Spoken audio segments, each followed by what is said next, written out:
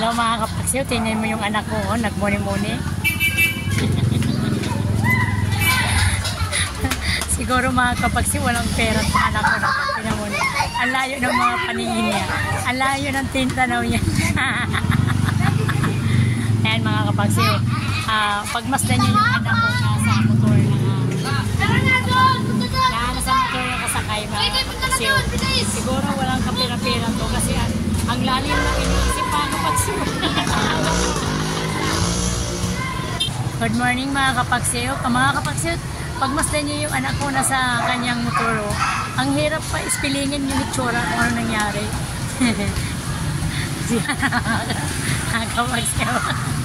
Wala sigurong pera yan mga kapagsiw. Ayan na. Wala, di ako minom. Ano ba iniisip mo na? Bakit ang lalim ng iniisip mo? Ha?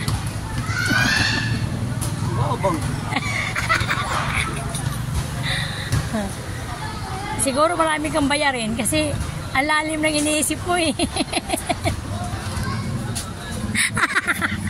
Ay, ontog ka! Aray ko, nagbuslot na ba ng upuan ko? Mga mahulusot na yung dalawa. Yati, oh. Ayan kapagsiw, niloloko na ako ng anak ko. Ayan, ganyan talaga ang mga tao pag maraming bayaran, wala sa sarili. Nakatalikod na siya mga kapagsiw. Ayan mga kapagsiw, huwag niyo kalimutan mga kapagsiw ha. Pag-follow sa aking account, Pipet Gabalang. Thank you very much. And I love you sa lahat.